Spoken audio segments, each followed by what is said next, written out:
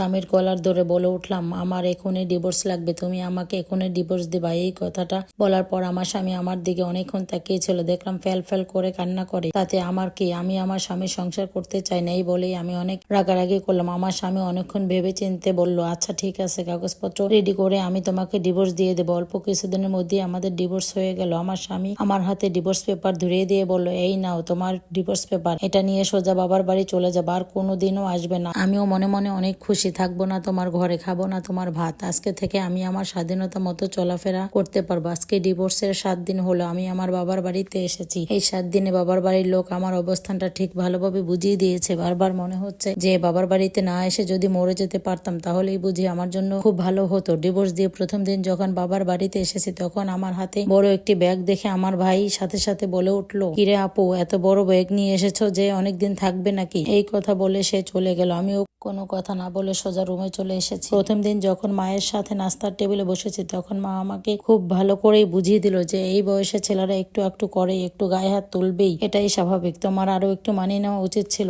এই কথা শোনার পর আমি যে আমার মাকে কি বলবো আমার ভাষা খুঁজে পাচ্ছিলাম না। মনে অনেক কষ্ট নিয়ে নাস্তাটা সেরে নিলাম। রাতের বেলায় যখন খাবার খেতে বসেছি তখন আমার বাবা বাসায় ফিরে এসে বলল, তোমার আরো একটু ধৈর্য ধরা উচিত ছিল, এই বয়সে একটু একটু করেই ছেলেরা। বাবা বলে উঠলো, বিয়ে তো দিয়েছি, কম বছর হলো না, তুমি এখনো বুঝতে শেখোনি? তোমার তো বোঝা উচিত ছিল, এরকম বড় ব্যাগ নিয়ে যদি তুমি বাবার বাড়িতে পড়ে থাকো তাহলে আশেপাশের মানুষ কি বলবে? বাবার মুখে এ কথাটি শোনার পর রাতের খাবার আমার গলা দিয়ে নামতে ছিল না, কারণ আমি জানতাম যে প্রতিটা বাবাই তার মেয়েকে একদম আগলে রাখে। কিন্তু আমার বাবা যখন রাতে মায়ের কাছে শুনতে পেল যে আমি ডিভোর্স দিয়ে একেবারে চলে এসেছি বড় ব্যাগ নিয়ে, আমার সবকিছু নিয়ে, তখন আমার বাবার চেহারাটা একদমই পাল্টে গেল।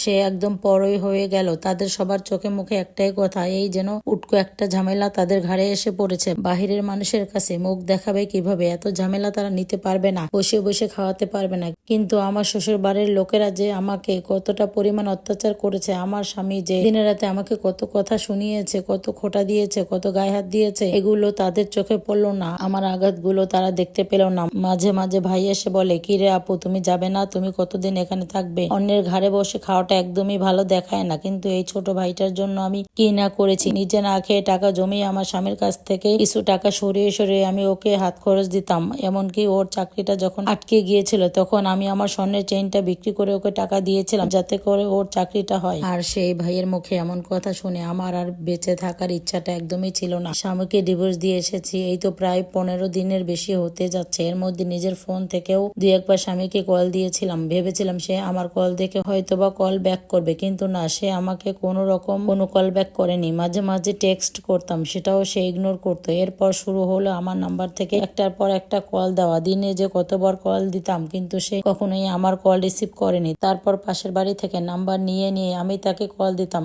একটার পর একটা। নতুন সিম কিনেও তাকে কল দিতাম, কিন্তু সে বুঝতে পারতো সে কখনোই নতুন নাম্বার থেকে কল দিলে রিসিভ করতো না, কারণ সে জানে যে তার ফোনে এসব নাম্বার থেকে আমি ছাড়া আর কেউ কল দেই না। জানেন আপু, এখন আমার বারবার মনে হয় আমি যদি একবার আমার স্বামীর ঘরে যেতে পারতাম, তার ঘরে রান্না করা ভাত একবার একটু শান্তি মতো তৃপ্তি করে খেতে পারতাম, তাহলে আমি দুনিয়াতে জান্নাতের স্বাদ পেয়ে যেতাম। আমি যখন বিকালে বাইরে বের হই তখন আমাদের চারপাশের বাসার মানুষ আমাকে নিয়ে অনেক কটু কথা বলে। যে মেয়ের সাথে একসময় আমি সারাদিন খেলতাম, যে মেয়েটা আমার স্কুলের সাথে ছিল, একদম ক্লোজ ফ্রেন্ড ছিল, সেই মেয়ের মা এখন আমাকে দেখে দরজা বন্ধ করে দেয়। সেই মেয়েকে বলে যাতে আমার সাথে না মিশে, তাহলে সেও খারাপ হয়ে যাবে। ডিভোর্স দেওয়া যে কত বড় পাপ, এটা যদি আপু আমি আগে জানতাম তাহলে কখনোই আমি আমার স্বামীর ঘর জীবনও ছাড়তাম না। আপু ভুল বলবো না, আমার স্বামী আমাকে যথেষ্ট পরিমাণ ভালোবাসতো। হয়তোবা সারাদিন কাজ করে আসার পর তার মন একটু খারাপ থাকতো, একটু রাগ করতো, তবে আমার উপর সে কখনোই জোর খাটায়নি চলে যাওয়ার জন্য। শাশুড়ি ননদ 2টা কটু কথা বললেও সে আমাকে তত কথা শোনাতো না।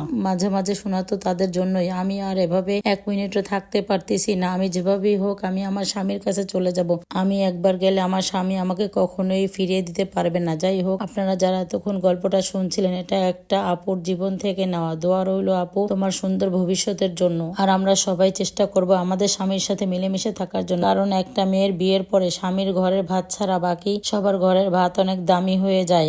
আর আমার গল্পটা যদি আপনাদের ভালো লাগে তাহলে কমেন্টে জানাবেন। আজকের ভিডিওটা এই পর্যন্ত, আবার অন্য কোনো ভিডিও নিয়ে আপনাদের সাথে দেখা হবে। আসসালামু আলাইকুম, আল্লাহ হাফেজ।